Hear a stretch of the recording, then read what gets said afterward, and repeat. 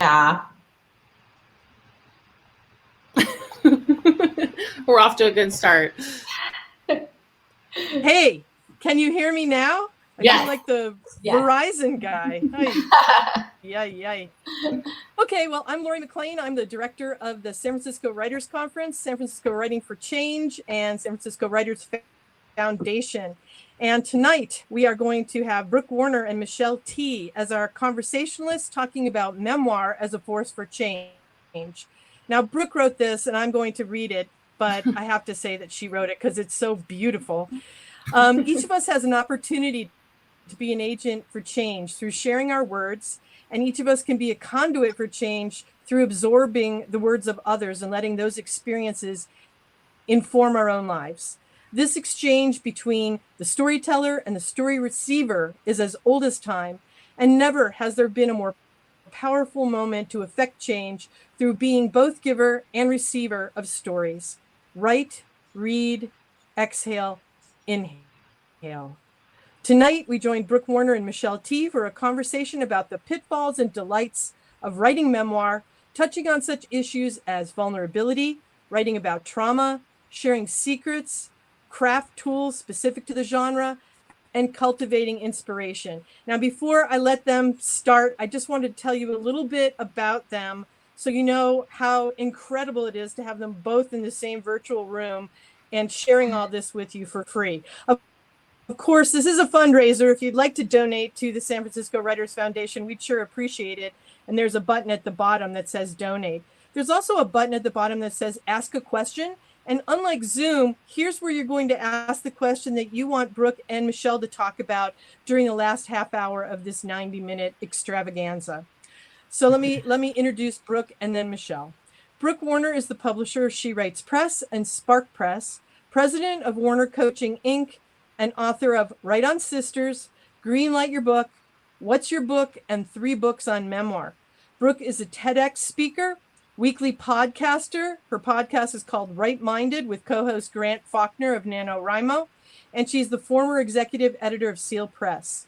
She writes a monthly column for Publishers Weekly, and if you want to know more about her, you can go to brookewarner.com or shewritespress.com. Brooke is in the middle with the big smile. Michelle T is the author of over a dozen books for kids, teens, and grown-ups. Her memoir, Valencia, was a winner of the Lambda Literary Award and is a cult classic and was made into a man-experimental feature film with 21 different directors. If someone doesn't ask her about that, I'm going to ask her myself because that is amazing. Her essay collection, Against Memoir, won the Pan America Diamondstein Spielvogel Award for the art of the essay. And yes, I did practice how to pronounce saying that.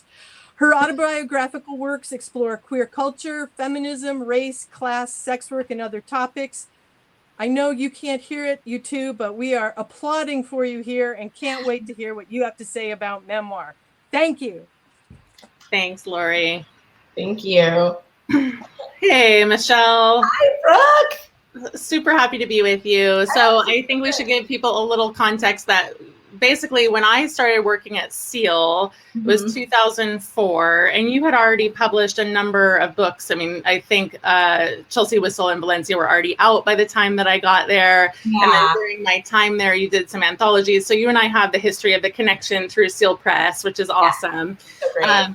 And I love that you've published a lot of places, but another one of your primary publisher right now is the Feminist Press. So, I want to start kind of in a big picture place about memoir. I mean, you write memoir, but you've also written a lot of fiction. And I would love for you to talk a little bit about autofiction and the line between the kind of memoir that you write and a lot of your fiction, which is autofiction, and maybe even define the difference for people. Right. I mean, I feel maybe like I'm confused what the difference of these terms are to some extent. I mean, for me, when I'm writing memoir, I've really pushed myself to, the challenge is to remember exactly what happened, get to some sort of truth or some sort of heart of the situation, and really like play with language to basically manipulate my reader, you know? So like that's what I'm doing when I'm writing memoir. I guess as autofiction, sort of like It's not memoir, so I can do what I want. Like my book Black Wave was definitely not memoir. There's tons of memoir in it. There's tons of things that really literally happened, as well as a lot of things that are emotionally true. But I also just went wild and conjured all this unreality to entertain myself, to protect myself, to get at truths in a way that seemed more attractive to me creatively than just telling my story. So yeah, and so in Black Wave, the character is Michelle. I mean, anyone who reads it and who knows you can see all those places that are very familiar in your story. And then, as you said, like you go out on a wild whim. And so what is the appeal? I mean, I think I know, but for you, what's the appeal of having that kind of freedom? That book was a really weird book. I mean, it was such an incredible experience. You know, I had been trying to write a straight up apocalyptic novel, like not with me in it, just a novel. I was interested in like telling an apocalyptic story. And then I had this really big breakup with this relationship that I'd been in for 8 years, and that I didn't feel like I could write about while I was in it, because you kind of can't do that if you want to stay in it, generally speaking. So once I was sort of the trauma of the breakup and all the heightened emotions and feelings, I really wanted to write about it. And so I started doing that, and I started just keeping these, I felt like it was an emotional apocalypse that was happening. So it felt appropriate. And I just felt like I had been enjoying writing the fiction, but now I felt really compelled to put my own story in it. And I was like, can I even do this? Is this real? Like, does this count?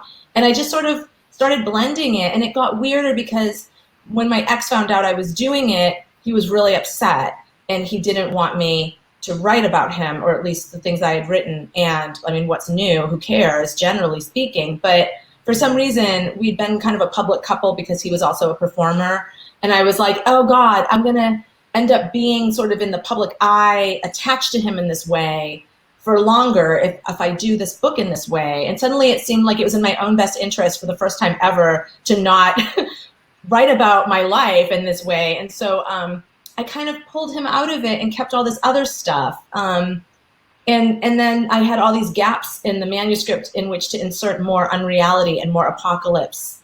And so it was the weirdest. Usually my process is very straightforward. It's like, this is what happened. This is the span I want to write about. I'll figure out different chunks of time. But this was totally a very strange process for me. Well, it's very enjoyable. And I mean, it's experimental, but so readable. And that was really fun. So I appreciate that. I know it was, I mean, people, I bought and read the book, so I do want to share that I have them here when we talk about them.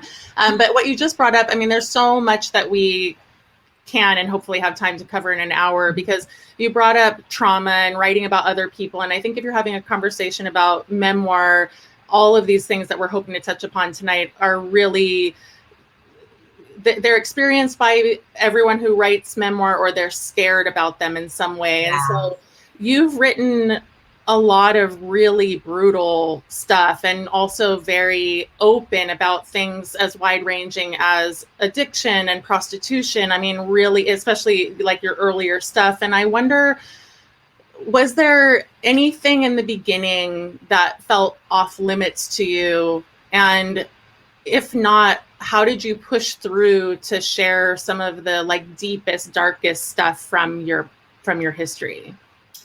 Not much, if anything, felt off limits when I was younger, which is great. I mean, maybe now actually, but, you know, there was no internet when I was writing. So I felt very anonymous, certainly as like a queer, you know, person who just sort of landed in San Francisco. I didn't really go to college. I went for a couple semesters. I couldn't be less disconnected from like a publishing industry. Like I really felt like I was doing what I was doing sort of in a vacuum. And I think that gave me a lot of freedom.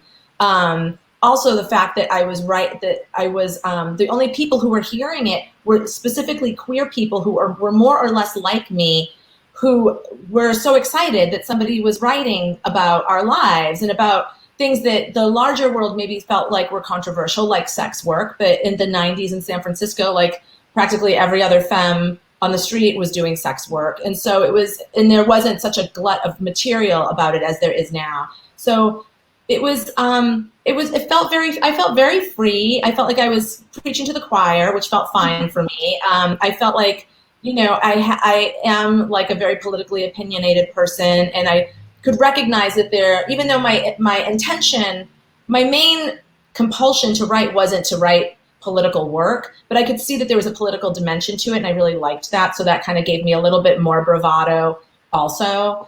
I was estranged from my family. I never thought anyone would see. I never thought I'd be published. I mean, it was totally the best case scenario in so many ways, for just to be so free, because I didn't think anyone would ever read it.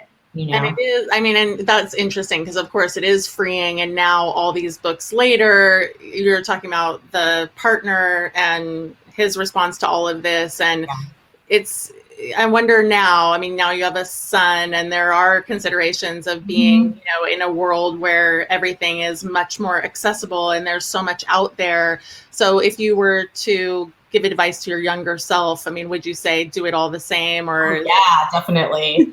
I would say listen, the walls are slowly going to close in on this. So get it all out while you can, because it felt so great to be able to do that and to write with such abandon and such bravado, it did. It felt really good. And now, I'm much more, I'm going through a divorce, and I'd love to write all about it. And, I might in some way. I feel like, how can I not? But at the same time, the person I'm divorcing is also my child's parent. And so I have to consider, if I'm doing something to kind of publicly hurt, or that winds up publicly hurting my ex, I could also be publicly hurting my child, if not now, maybe in 10 years, So there's different considerations for sure. And, my mother, I've really put my mother through it with my writing. And on the one hand, I'm like, sorry you had a writer kid. That's just, but at this point, I think that it does feel a little bit like, I don't know that I can keep doing it. It also makes me feel like, am I going to keep telling the same story about my mother for the rest of my life? But it's weird, because if you,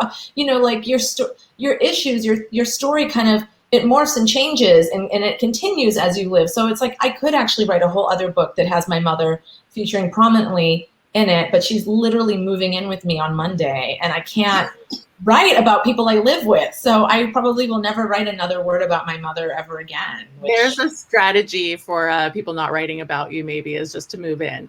Until you move out, and then it'll all come out. In Against Memoir, I loved this part where you were sharing, you'll have to remind me of the specific passage or book that you tell your students to read, because it's about this compulsion to write, and that there's this, and I know this because I work with so many memoirists, people who really, I'm going to purposely use the double negative here, they can't not write.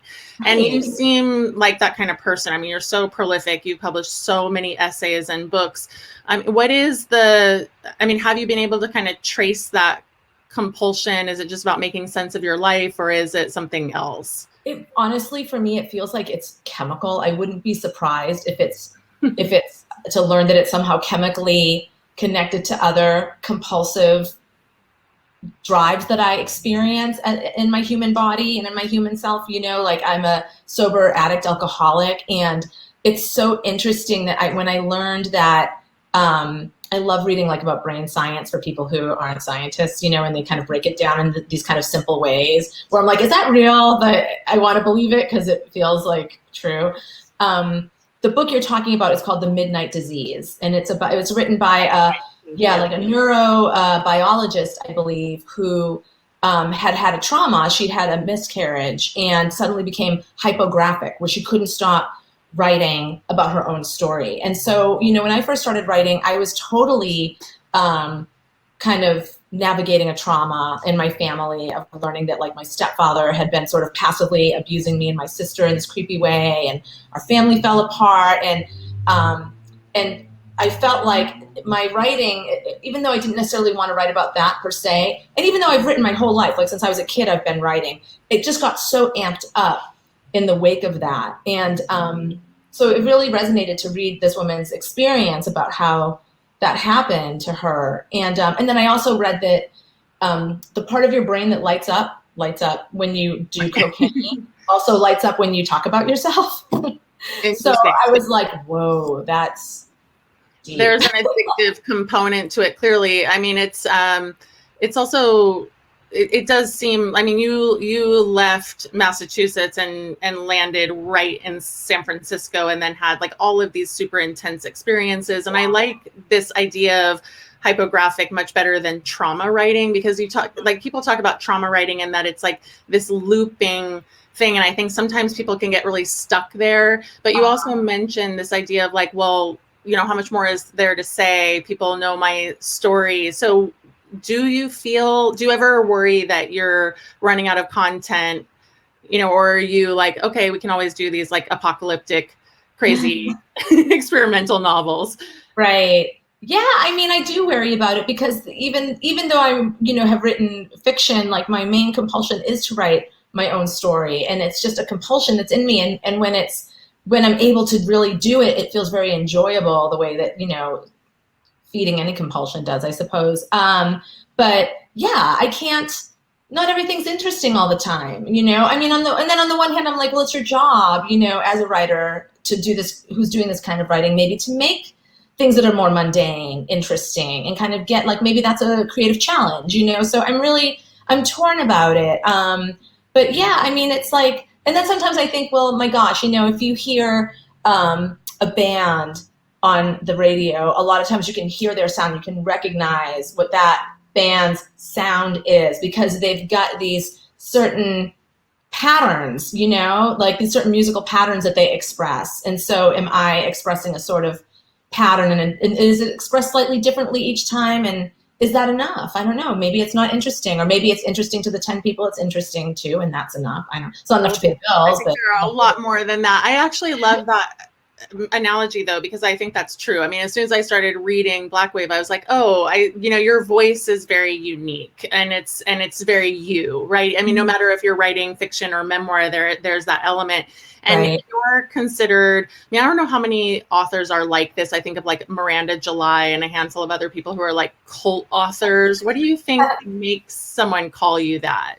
Is it just your following? I don't know if it's like you seem famous yet are broke. I don't know. Like, I don't know what it means.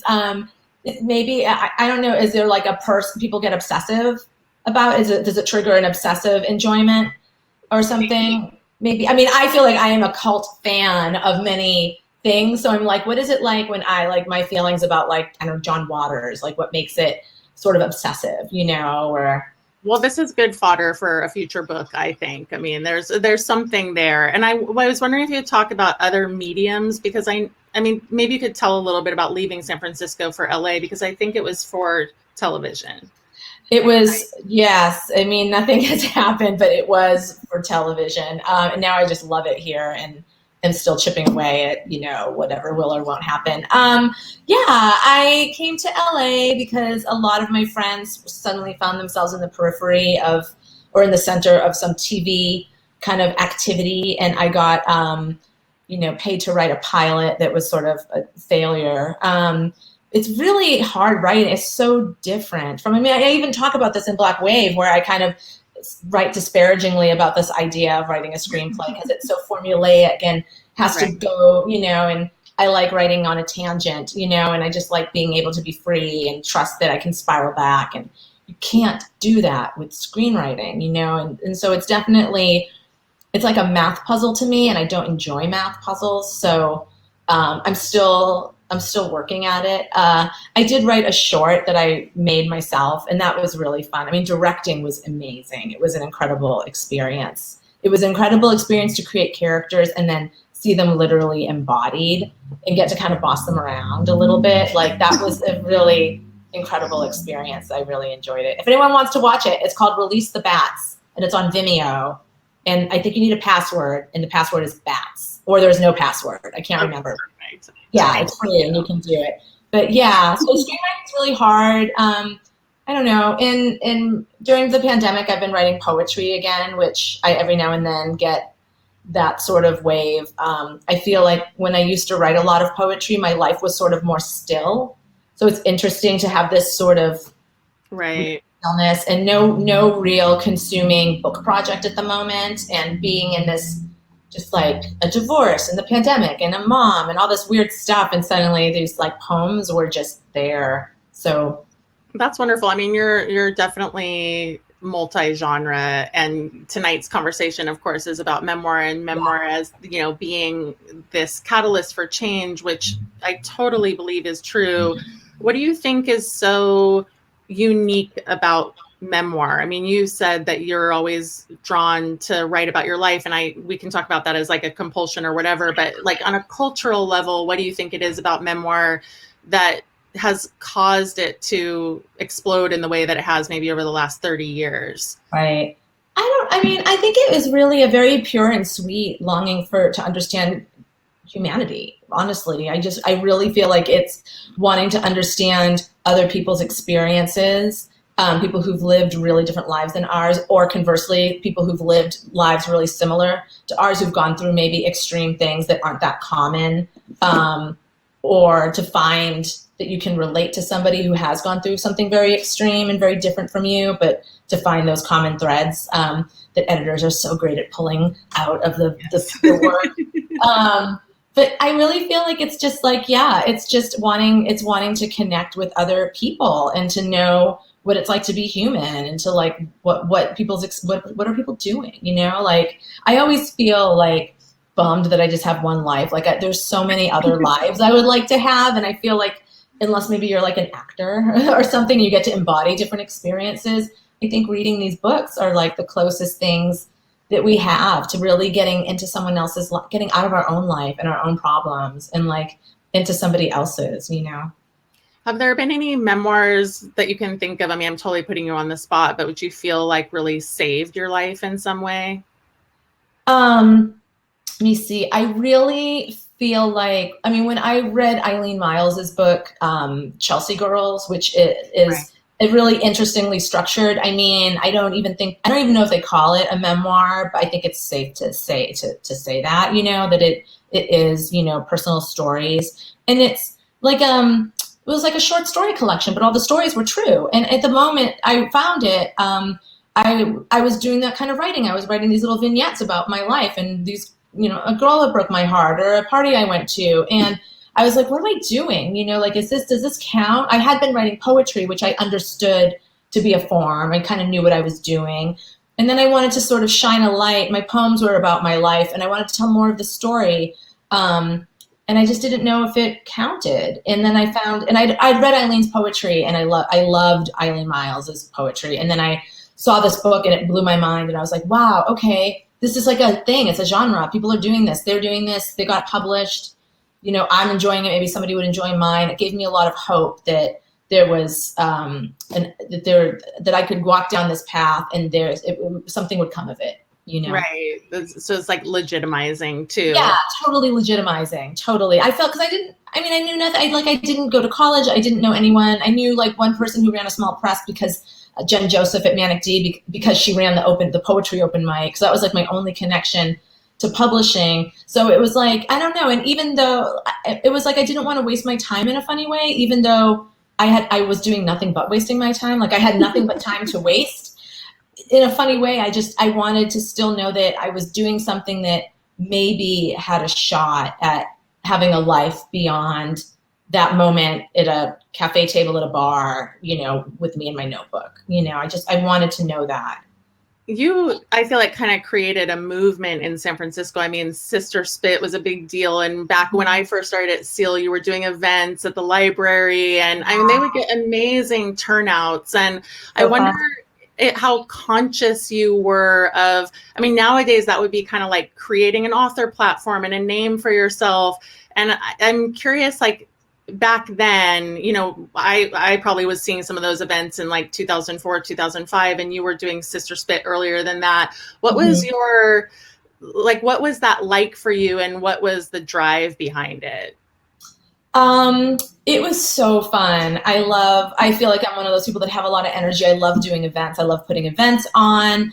And I feel like if you have that energy, you have to do it because people need those people to do it. But really, it was just fun for me, you know? It was like a fun thing for me to do. I was totally the kid growing up that was like trying to cast everybody in the neighborhood in a play, you know what I mean? And like do stuff like that. So it felt like another iteration of that. Sister Spit happened because, you know, in the early 90s, spoken word was a really big deal in San Francisco and in other cities. And it was, you know, the conditions that birthed the poetry slam, but it was a little pre-poetry slam, but it was very popular, this idea of poetry that was like kind of street and, you know, not academic or not about nature, you know, that was influenced by punk and hip hop.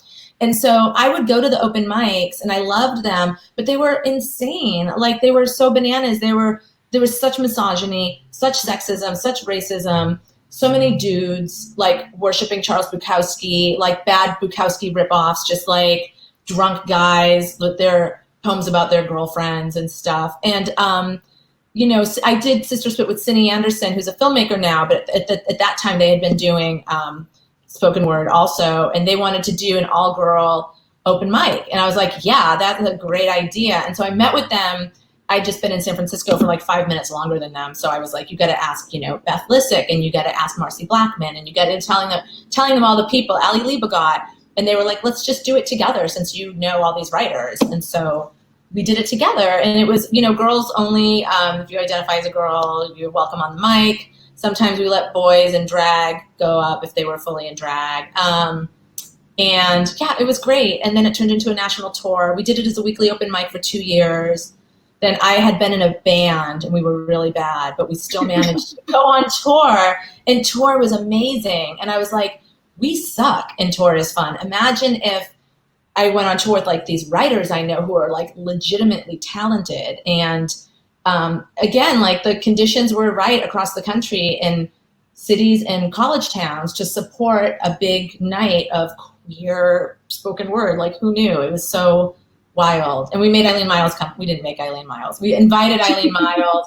They insanely put their lives in our hands, even though we were like 24-year-old alcoholics. I don't know how we were so lucky that they came with us, but it's pretty funny. Yeah. I mean, it's interesting what you're saying, like the conditions were right and you were capturing a certain zeitgeist. And at the same time, I think that's also part of the cult appeal, you know, that there's just like these random things that you're trying and it's working. Yeah. Which totally is very fascinating.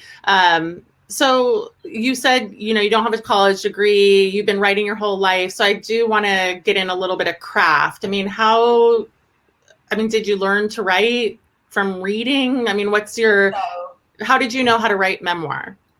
I didn't know that if I did or not. I just started, you know, I've read forever, and I just started reading work that really inspired me, like Eileen's work and like, I don't know, like Stone Butch Blues by Leslie Feinberg, which was also sort of like autofiction perhaps, right? And there was a lot of like performance art happening where people were kind of exploring their lives in San Francisco at the time. And I think I learned through a lot of trial and error by reading stuff out loud. It was like the city was my workshop, you know, Sister Spit in a way was my workshop. I always wanted something to read every week, you know, I liked being a part of it beyond just hosting it. And I could tell like if people were cracking up or if there was a palpable response from the audience, you know, I could tell. And then also just reading things out loud, you get an ear for like, oh, that sounded clunky. That sounded weird. I don't actually feel like that. Why did I write that? Like, you know, whatever, that sounds like a lie. Like you just kind of get a sense of what works and what doesn't. But a lot of my early writing, you know, like Valencia and Passionate Mistakes, that was really, all those pieces were written to be read aloud. So they have a particular, and that's influenced my writing like for the rest of my life. It was very formative.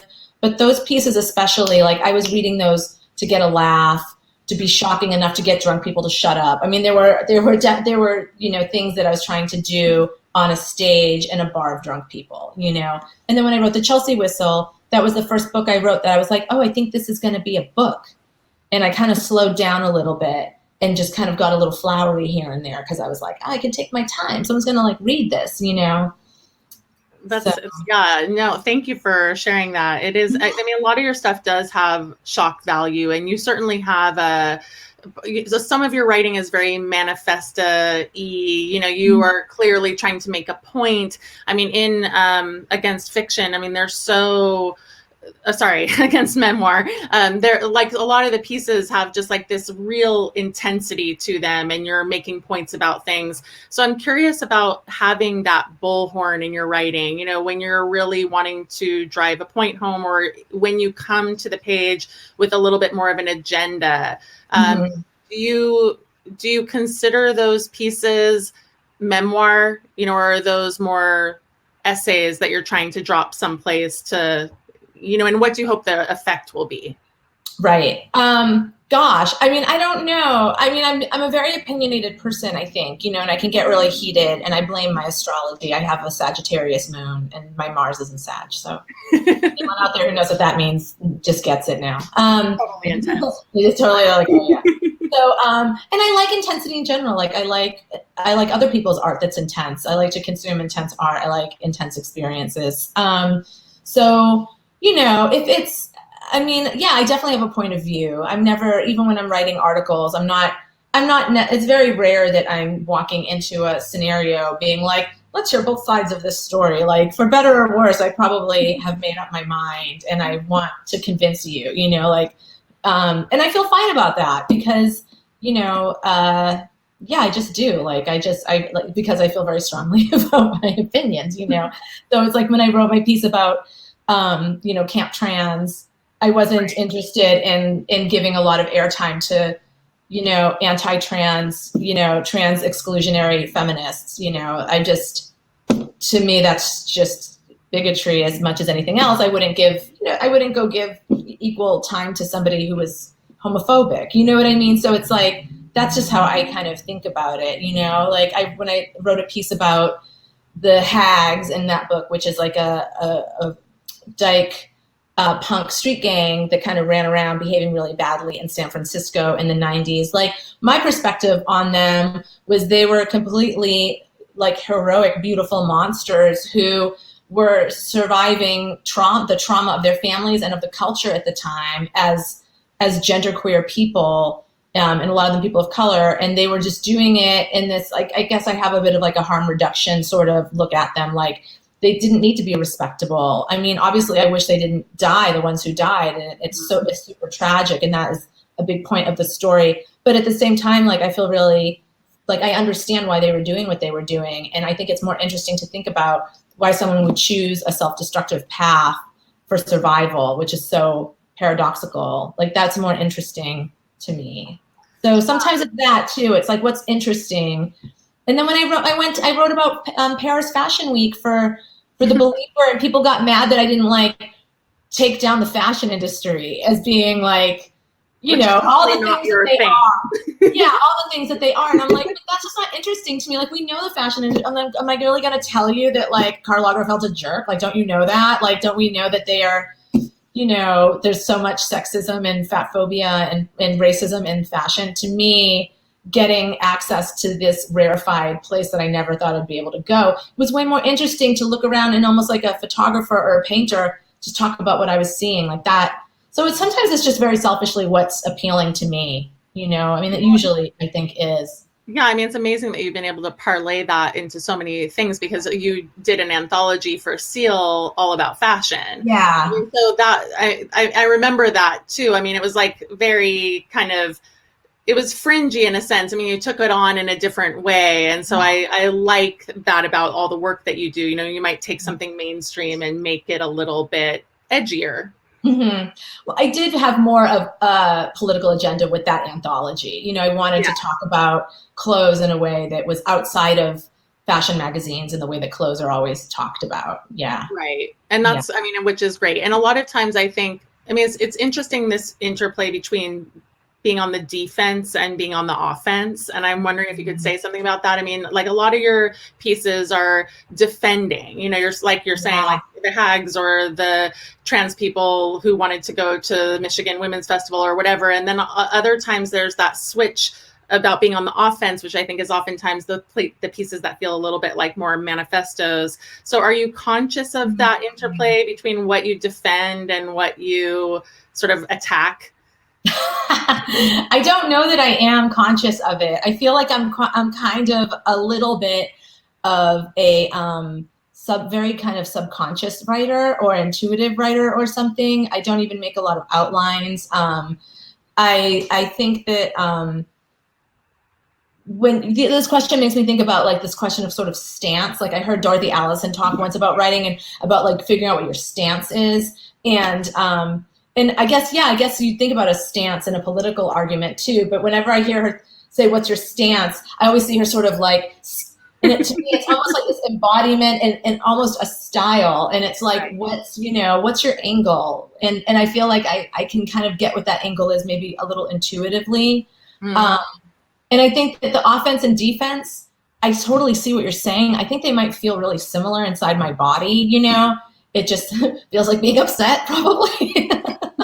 Something. Fueled by anger. I mean, this is a good question because I interviewed Jessica Valenti and she was saying, I'm like, well, what drives you? And she said, anger, so that was pretty simple. I mean, what do you think is your primary driver on the page? I mean, I would say not so much anger is maybe intensity, some sort of some sort of heightened emotion, whether it's sorrow or melancholy or hilarity or something that's psychedelic or anger or but I do like extremes, and anger is a pretty common one, and there's so much to be angry at. So yeah, I mean, for the one thing that, I feel like because my political concerns are clear in my writing, I often get referred to as an activist, which I don't believe that I am. Like, I believe activisms actually legitimately do activism, and they're out there advocating, and they're doing that kind of different work, But I did feel like with the piece that I did about trans women fighting to get into the Michigan Women's Music Festival, that actually did feel like activism. Like it was one of the rare occasions that I felt like, oh, like this actually is helpful. This is helpful beyond just somebody reading it and saying, oh, cool, I feel like that too. That makes me feel good to read somebody who agrees with me.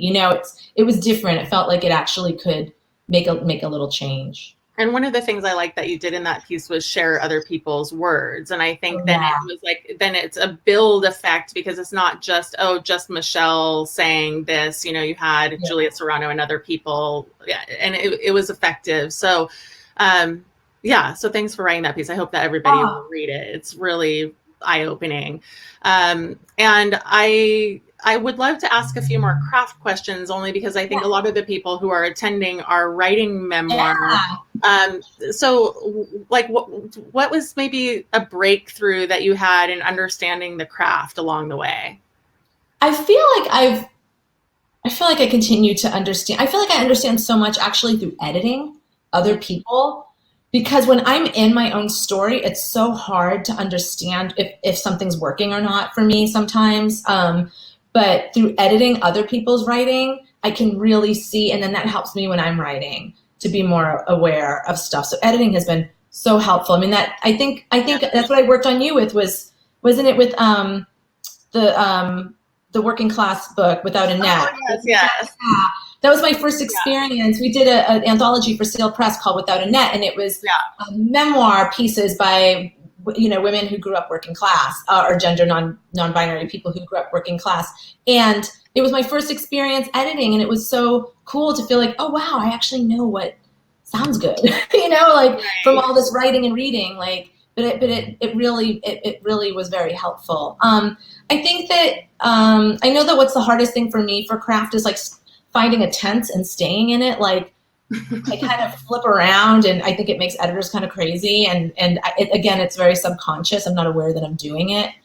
I think that the hardest in working with folks I've worked with folks who write memoir a lot, and it seems like pacing is a really big thing. It's like people have a story, and they just, they want to cram the whole story into an essay. And it's like, oh my God, your essay is a book. Like, you can actually, and what I really wanted to do is I wanted to write memoir that read like a novel, and that's kind of what I try to bring out of people. And that's just personal taste, of course. But, that's kind of my style, is to keep us in that moment. Don't be speaking from now, looking at your situation. Then so much so. Thank you for saying that. Yeah. Stay in the past. You just kind of drop in and stay there. And we don't need to hear you looking at it, because so often what you're doing is you're apologizing for something, you're backtracking. It shows like almost like a psychological anxiety about what you're talking about, maybe more than anything.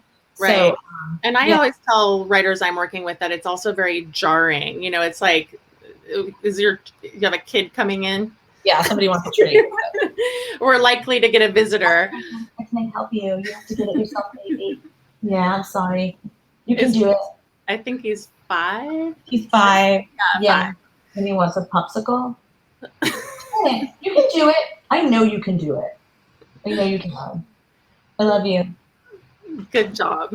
Yes, these are the signs of the times. We'll see. If you have to go get a popsicle, you can, and come back, and I can interview people talking about some random craft tangent. Oh my God. Yeah. So I had written down also. I mean, I am curious about. Oh, I know what it was. In Against Memoir, this is on the feminist press site. It talks about how you're exploring how art preys on life, and I thought that way of defining something was like kind of blew my mind, and also I thought like that is totally what Michelle does. So I wonder if you could say more about your feelings about that, or what that means to you. I think that I'll go with you in 1 minute. Chill out, okay? I'm gonna have to go and run and get a popsicle. Yeah, but how art preys on life. It's so funny because I'm sure I didn't write that, but it's true, And it's like, I mean, that's what we do as memoirists. And I know that when I really got into the groove of doing this kind of writing and understood like, oh, this is a thing and I'm doing it, and like maybe I'm okay at it and I can keep doing it. It's hard then not to be like looking around and being like, what else, or having some situation and be like, oh, I'm going to write about this, and, right. I don't know, like, you don't want to go into an emotional situation thinking that, but it's just sort of, at this point feels slightly inevitable. I mean, I was dating somebody last year and they were like, had said something like, you're not going to write about me. And I was like, oh, I mean, I probably will write about you. And they just were like, really? And I'm like, I have no plans to do that right now at all. But just like realistically, it's hard not to see life in that way, in a sort of cinematic way. And I like that. I mean, I think it makes life really rich in this way and really beautiful. So yeah. And to your point, I mean, I think if you've spent your whole life writing and processing, I mean, I'm sure that the person that you're going through the divorce with is probably like, yeah, that was bound to happen at some point. Not the divorce, but the writing about, and that there's a bit of an inevitability there. Yeah, totally. I mean, I'm sure it would be ridiculous to think otherwise. Go get your popsicle and I'll talk. Yeah. I'm gonna put up your book. So everybody, I got Black Wave and Against Memoir. I love them both, and I actually love that she chose both of these, because this one being all about like a book of essays that lots of them have been previously published, but I loved this. I want to ask her about the irony of the title when she comes back, but I just thought that I like the kind of reading in snapshots. And then to her point, Black Wave is rollicking, fast-paced. I wasn't actually expecting to read the whole thing. I was like, oh, I'm just going to look at it. But then I got into, 3 nights in a row in bed, and I was just like, oh my gosh, this is actually as entertaining as the show I'm watching. I was just saying, like, this is how entertaining this book is. Oh, okay. It's like 100 degrees in LA. It is. It is so hot. Yeah. I'd love to ask you this, because like everyone I'm talking to right now is watching shows instead of reading books, because they feel like they're brain dead at the end of the day. And the thing was, like, I took this book to bed and I was like, oh, I'm just going to skim it because I want to know what it's about to interview you. But it captured my attention in the way that a show would, which is like saying a lot, like I felt like I could just be like, oh my God, this is so cool. I mean, what are your feelings about that? And are you reading or are you watching more shows? I actually, oh, first of all, I just love that so much. It makes me so happy that that it had that effect on you. Yeah, it was great. It was it's actually the perfect pandemic novel. Oh, that is a badge of honor that I never thought I would want, that there would be. Yeah, exactly. You would never know. And that's the new blurb. I was working with this great director, Liza Johnson, who's a filmmaker, we went and pitched Black Wave as a TV show to all these different producers. And they were like, it's the apocalypse and it's the 90s and they're gay on drug. No, just was like a lot. It was too many things. I don't get it. And now they'd probably be like, oh, totally. I know. Although I guess people are still like, no, nobody wants to hear bad things. They want to. Oh, okay. Well, I don't know. But, I read books in the morning and I read books when I'm eating my breakfast or my lunch. Excuse me, and my dinner if I'm eating alone. Otherwise, I'm watching like a child's television show with my kid. But I actually wasn't watching TV for a while. And then suddenly, post-divorce, I'm like, oh, I can kind of like watch whatever I want on the couch and sit and eat popsicles. Yes, I do need a popsicle, Lori McLean. Thank you for saying that. I have a popsicle problem.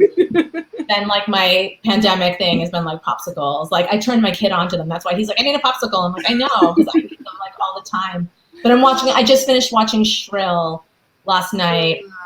Another memoir based show based on a book. So I loved it so much. That was so great. She's awesome. Yeah. So everybody, Lindy West, I'm sure people know, but she is fantastic. So cool. Yeah. It's such a great show. And I'm going to get back into Schitt's Creek, I think. But yeah, I mean, I like, being here and trying to work on TV and thinking about like why some shows really bring you in and other shows not so much. And, you know, it is still writing, even though it's not books. Right. And I understand that allegiance to books, but and so you love LA, which is great, but I do think there was kind of a brain drain from San Francisco to LA. It seems like you kind of left on that train. Yeah. I mean, were you having the sense that like all these creative people were leaving San Francisco, and was that just about rents?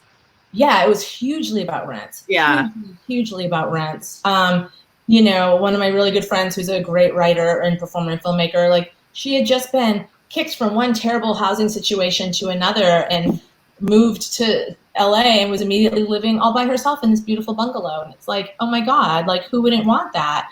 And then, there's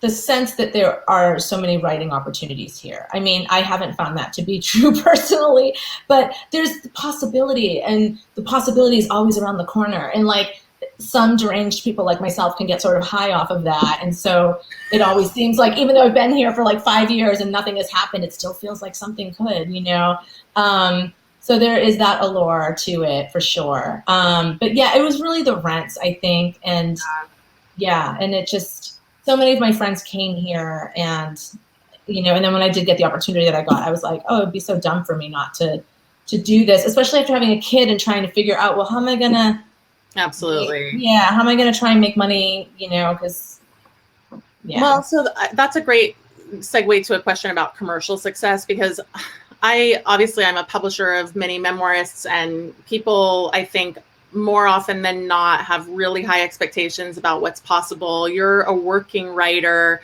You've had absolute critical success, and yet trying to make it as a writer is so tough, and you're so prolific, and you write essays, and I'm sure you get paid like little tiny increments here and there. I have no idea what all your many streams of income look like, but like if someone's just like, oh, I wrote this amazing memoir and I want to get it traditionally published, and and you sort of get that vibe that they think they're going to sell 20,000 copies or whatever the magic number is. I mean, what do you say to people like that? And are you at all jaded about the industry? I don't think I'm jaded per se. But I know I have totally had that experience of talking to people who have just no understanding of how hard it is to make money in this world. And that even if you do get lucky and you make money, like you made money once. Like it's not, you know what I mean? It's not like you're salaried now and you got a good job. It's like that money will go, will go away, and you're like, oh, I hope I can make that happen again. And maybe you can, and maybe you can't. I am really transparent about how much I've made, you know, in my books. I did like this whole workshop once where I broke down, I told everyone everything I got paid for every book, and people were like, you know, and you could just see like the dreams shattering above their head, you know. And yeah, I mean, I can't live off of any of my books at all, you know. So I've always had like either, you know, a bookstore job, or I was running a nonprofit, or I was living off of my spouse for many years who had, you know, been worked at Yelp and when Yelp went public and got like a really great payout because of that. So, and that's kind of still what I'm coasting on right now. So I got to get it together. Yeah. I just sold a podcast to Spotify. That's like, I also read tarot cards. Good. This is my side hustle. I have like I have a tarot podcast that's going to be coming up on Spotify. So. Oh, wait. So you're the host of that? Yeah. Yeah. Oh, I'm okay. the host. So tell people what it's called. What's the podcast? It'll be called Your Magic. We're making it. So I think next year it'll probably be out early 2021. It'll be me like reading people's cards, talking about tarot, and then we'll have like a reported segment that's somehow about mysticism. Nice. Yeah. Okay, I like that. Have you done any writing podcasts before? Like any other podcast? I've been a guest on other people's podcasts. Yeah, but I've never had my own podcast. I love it. I love the idea of it. I mean, I like to host shows, so it feels there's a similarity with that. Yeah, exactly. So I wanted to ask you about the title Against Memoir, because it's provocative in and of itself, right? I mean, and I think it was The Guardian that speculated like it's ironic, and, you know, and I'm curious about, well, like it's kind of a two-part question. Like, number one, what were you thinking? Obviously it was an essay at the end of the book, so maybe it just stemmed from the essay and that was why you titled it. But, you know, what were you thinking when you did Against Memoir? And then I'm just, in a general way, I'm wondering about whether you think memoir as a genre needs to be defended. So the piece Against Memoir was written as a lecture when I was faculty at the Tin House Summer Workshop. I was teaching memoir, and then I had to give a lecture on it. And it was just at this moment when I was feeling really ambivalent about it, you know? And I was like, what am I going to say? Like, you know, normally, historically, I am like, yeah, tell your story. People should have acted right, you know? And I just had all this bravado. And then I just was feeling differently for whatever reason. And so, and that felt kind of inspiring to feel differently, you know, and to explore that. Like, what is it? What is this thing that feels like weirdly like an addiction, you know, where there's wreckage, but I do it anyway, you know, and I can't stop. And so it was interesting for me to kind of pursue that line of thought. And yeah. And then it just was a great cheeky title for the book, you know, and which is, yeah, because the book is all memoir. They're all reported pieces. You know, when I do reported pieces, I put myself in the story because that's interesting. It's not interesting for me to pretend I'm not there. You know, it's way more interesting to be part of the story. So yeah, and wait, what was the second part? I'm just curious if you think the genre does it need to be defended? Yeah. Oh yeah. No, it doesn't. And I really feel like you know, the idea that it does, and I feel like there is an idea that, you know, that it's maligned and that people have attitudes about it. It feels like there's so much misogyny in it, and there's so much sexism in it, because it's really a female genre. It's like, if a guy writes a memoir, oh my fucking God, it's like they're Dave Eggers, you know what I mean? And like, hi Dave, I love you. But like, you know what I mean? What's his face?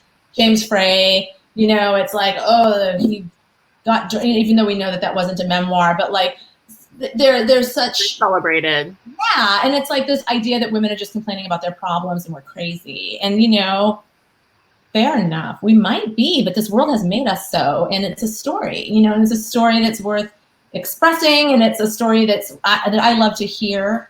And so, yeah, no, I just feel like if you don't like it, don't read it. You know, there's tons of like apocalyptic Christian fiction for you there to read, or, you know, whatever you like. You can go find it. You can find these days. Yeah. But I do think it's interesting, and I think there is like veiled misogyny in it.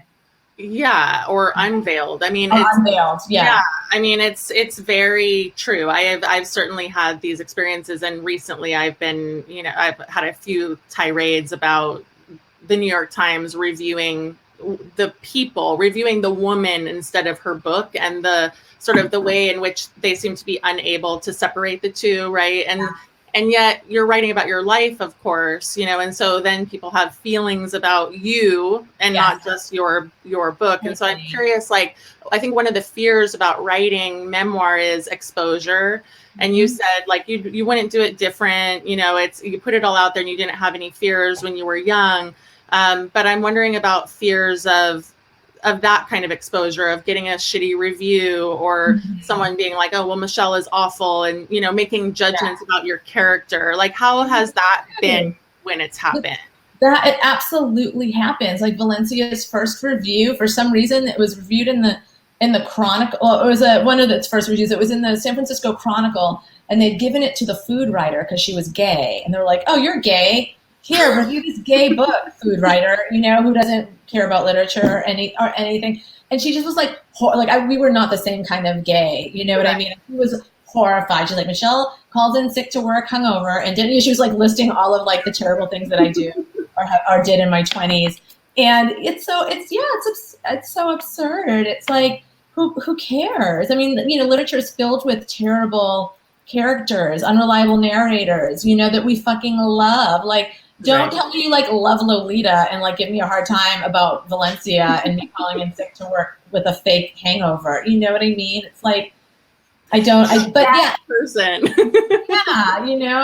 It was really interesting to write. My first fiction was Rose of No Man's Land, and it was really interesting to suddenly, be writing about these girls doing all the same things that I had personally done in my memoirs, but they were fictional characters, and suddenly my writing was being discussed and not my behavior, And I don't know, maybe it's too much to ask people to see beyond that. Maybe it's like you want to put your life on display on this one hand, and then but you somehow want to be protected from judgment in this other way. And I don't know, maybe it's asking too much from people because we are judgy creatures, But right. I mean, and it's true. I guess if I was reading someone's memoir and they were doing things in their memoir that were really awful to me, it would maybe, I don't know, because you could still say, I mean, I think I've read books like that, and I'm like, you can still say the writing is really great, even though I think this person is a jerk. Like, I think there's so many male writers like that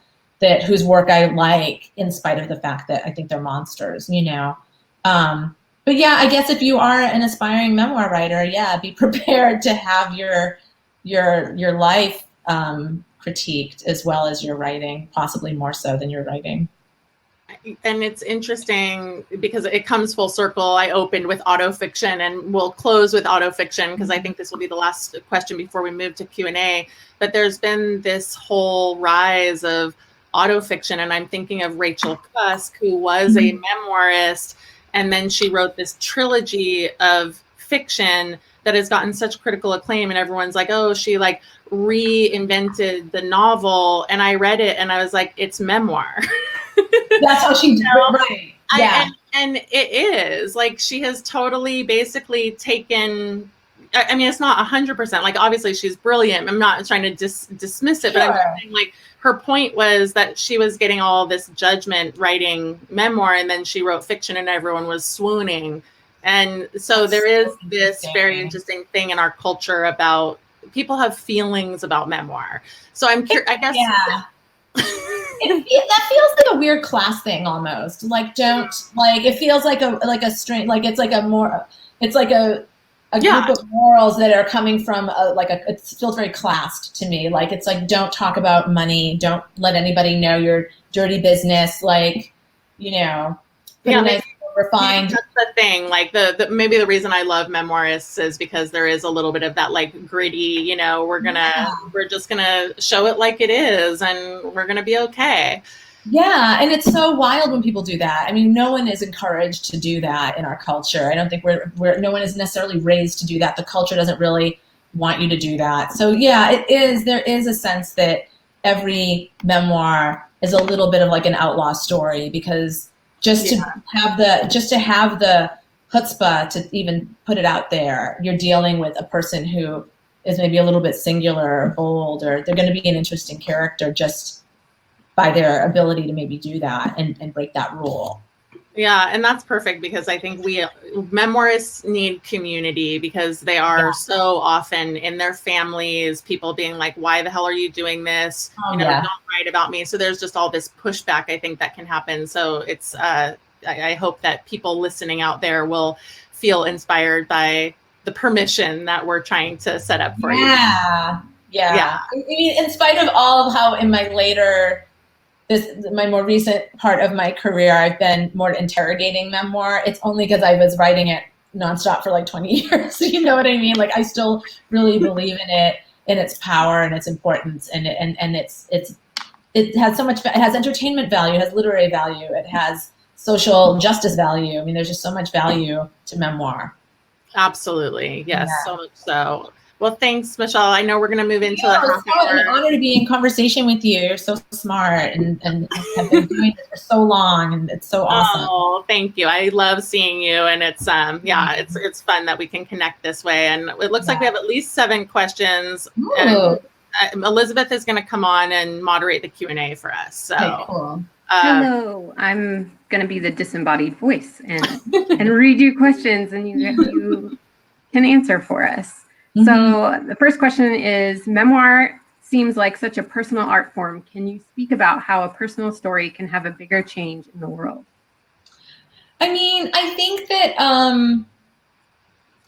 you can't write with that intention. You know what I mean? I don't think that you can set out to write to change the world. I think that if that happens to be a byproduct of something that you've written, you're so lucky, and how fantastic, you know? But it is so personal, and I feel like, honestly, we're all just killing time until we die, and and it's like, this is a great way to spend your time, you know? It's like you're investigating humanity, you're investigating the human experience, your human experience, you know, connecting it with other people's. It's a beautiful art form, and you know, I don't think that one thing changes the world either. I think that a million little things change and impact a million little people, and they make a million different choices. And, you know, we don't really see it in this sort of cataclysmic, like, one big change. So you're doing your part. You can think of it like that, you know, like I did my part to sort of like put a different point of view, put a piece of truth, you know, that challenges, you know, lies or misinformation or whatever might be, whatever your story might do. In that sort of social justice arena, like, you can just know that you did your part. You know, I think that's all any of us can do. What do you think, Brooke? You're like working with memoirists all the time.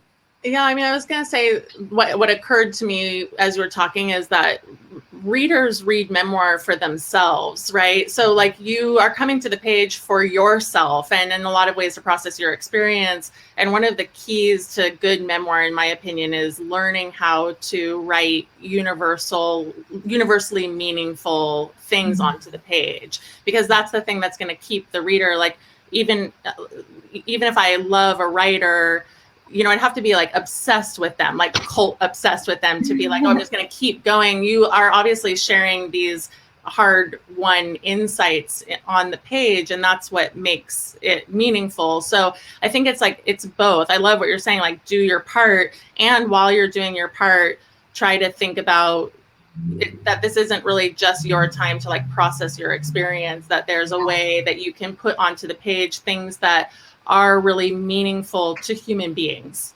Yeah. And totally. To find a way to do that in your writing is just like, that's the key. Mm-hmm. Totally. That actually goes with another question that's here for writers who are trying to figure out kind of what their book is about. How do you know what life stories are going to work as memoir? Yeah, you start, Michelle. I mean, how have you just been like, this happened to me? How have you known what was gonna like capture people? I didn't, you know, I just trusted that if it was interesting to me, then it made me want to write it.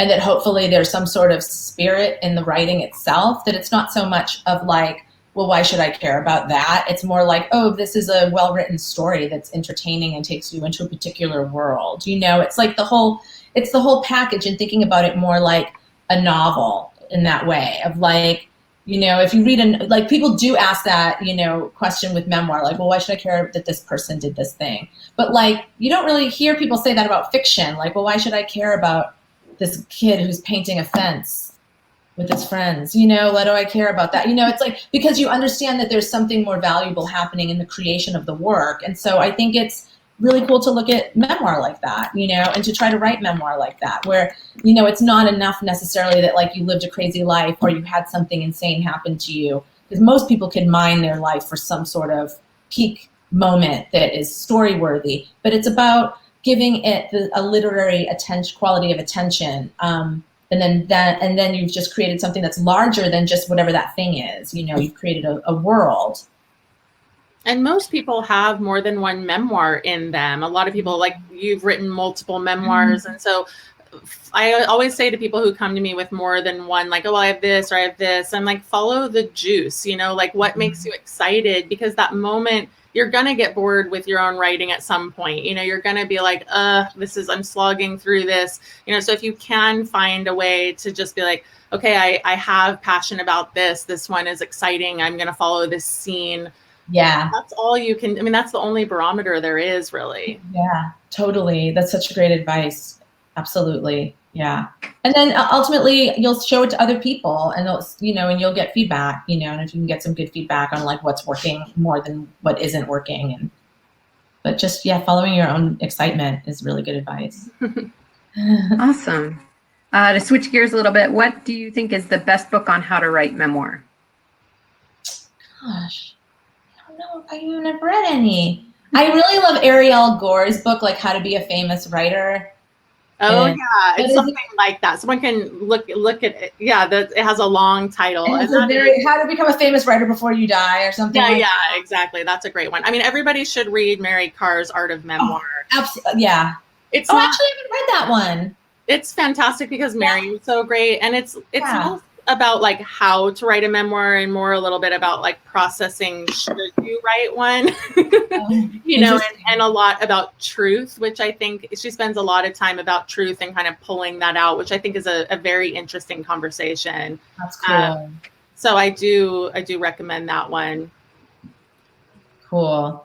Awesome. I have a little tiny book called Breaking Ground on Your Memoir for Beginners. It's like 150 pages and has a lot about craft.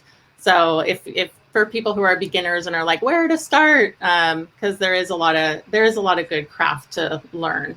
Mm-hmm. But you can be self-taught, you know. But I think you have to be an avid reader. I mean, I have to say one of my pet peeves is people who are writing memoir and then tell me, I've never read memoir, I don't really like memoir.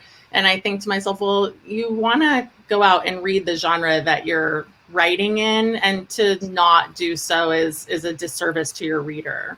Yeah, totally. So read memoirs. Yes, read. That's good advice.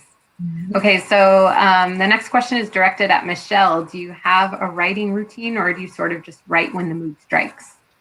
It really varies, and it depends on if I have something due, you know. I don't just write every day just for the passion of it, even though I used to do that. My writing routines have changed over the years. Like I've had, you know, lots of discipline and no discipline. And I usually, what I think is helpful is that when I sit down to write, I don't edit while I write. And that is just a happy glitch of my particular brain. I think it's easier for some people and harder for other people to do that. But I can just barf a lot out. And I can just be like, I can just let it suck. I can just be like, it's terrible, it's fine.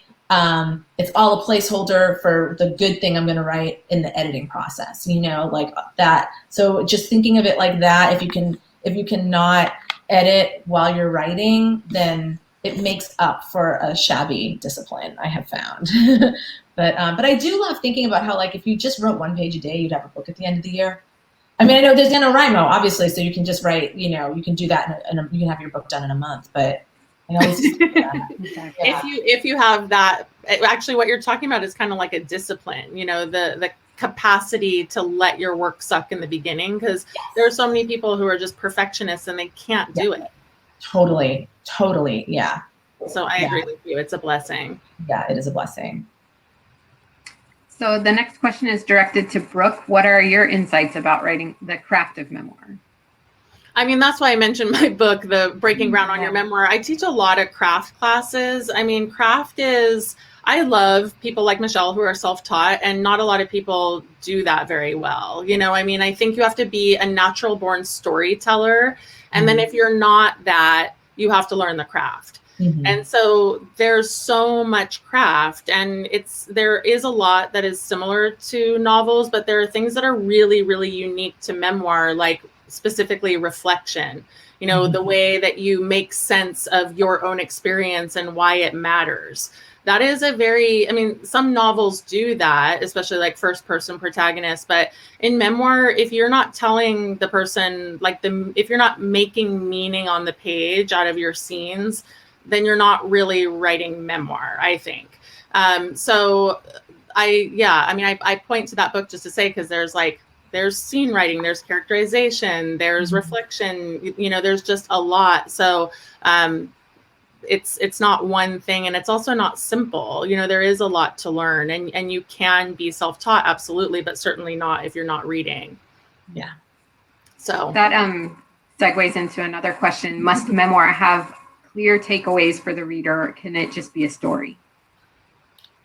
I mean, honestly, that's a question of how commercial you want your book to be, or are you writing in a particular genre of memoir almost? I mean, there's certainly I think that if you're trying to sell your memoir to a larger press, I think there is a push for an arc and a resolution and all of those, and a takeaway.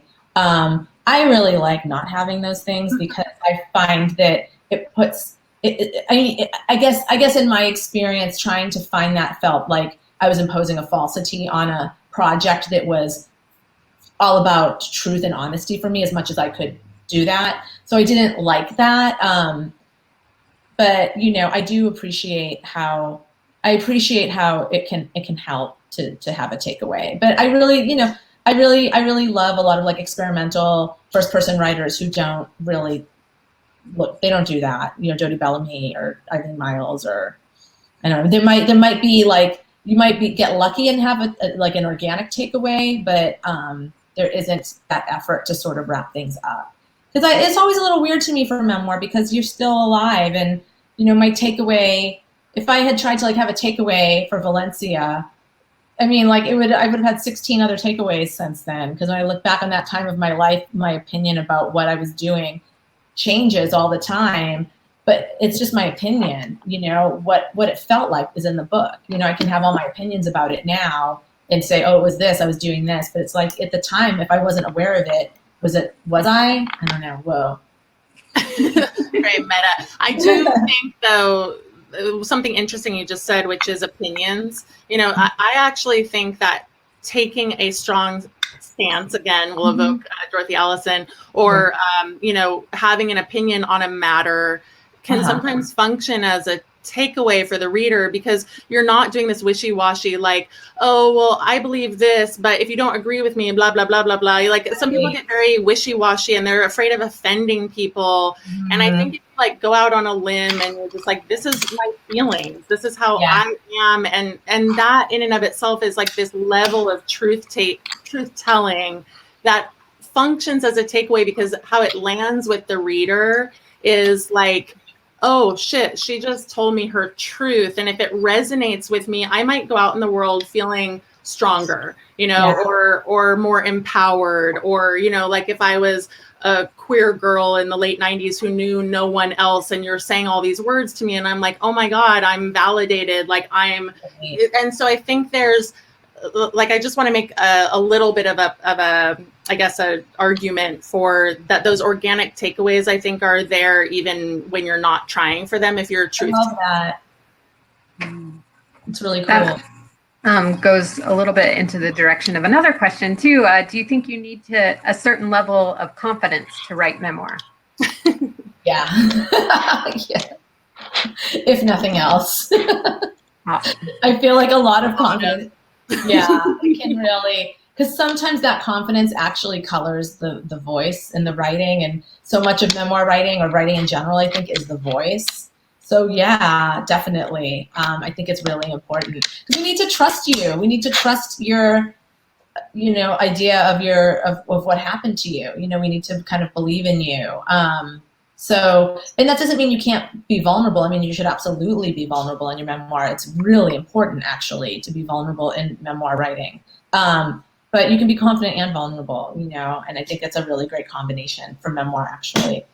I love that. And I also think like courage is maybe the precursor to confidence, right? That you have to like be courageous, and that the more courageous you are, the more that breeds confidence. Because I've seen a lot of people over time who are like, they don't start out confident. It's just like a complete mess, and they're like a puddle on the floor, and they just don't think they can do it. And the game changer is just kind of coming back over and over and over again. And then over time, those same people become confident. So it's like, I think it's a muscle just for anyone out there who's like, oh shoot, I'm not confident. Right. It's a muscle you can build. Yeah. Yeah. You can fake it till you make it, for sure. Yeah. Well, then another question is, what do you say when people say, well, that never happened to me, after you spilled your guts in a memoir? Well, thankfully, they're just reading it, so you don't really hear them say that to you that much, I guess. I guess if someone said that to me, I would just sort of shrug. I mean, I wouldn't expect my story to happen to anybody else. I wonder if the question is more like, what if people doubt you? Yeah, that's what I was wondering. Like the believability, if they're like, oh, you didn't actually do that, ... Yeah, right. I mean, I think that if you're going to write memoir, it's great to have a thick skin in general, and like you can't control at all how people are going to receive your story, receive you.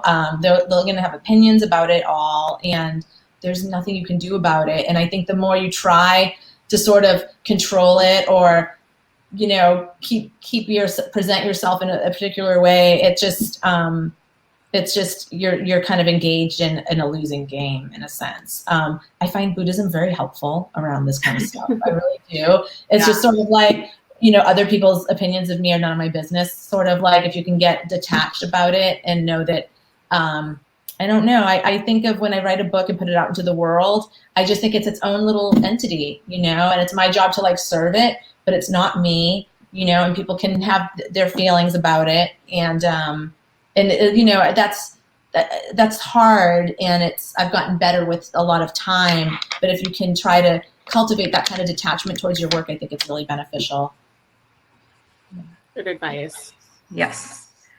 So how much can you use your personal recollections when they seem to differ from what others seem to recall?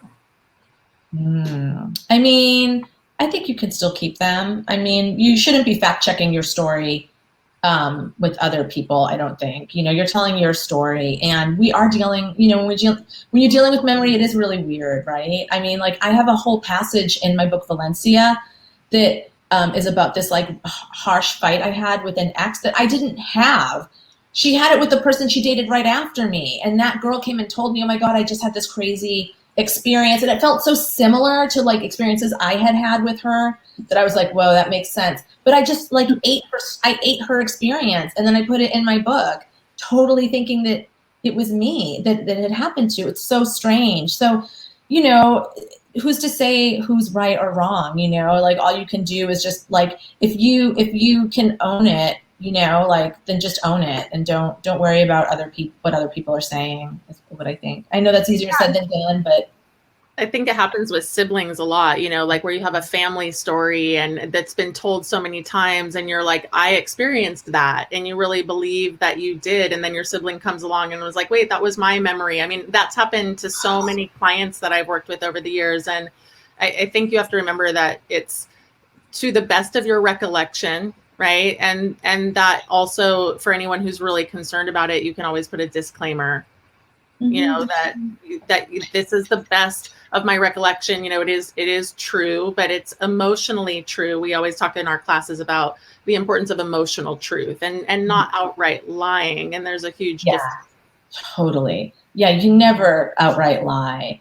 Although I make up sensory details all the time in memoir, like what the air smelled like or what the light looked like, because Right. Yeah. And but it also would be emotionally true to the extent that like you remember, you might not sit there and go, oh, I remember, like October 19th, 1989. But if you knew that you were like in LA and you know what the lighting looks like there, so it's like I think of those things like you're saying makeup, but you have the like the knowledge to back it up.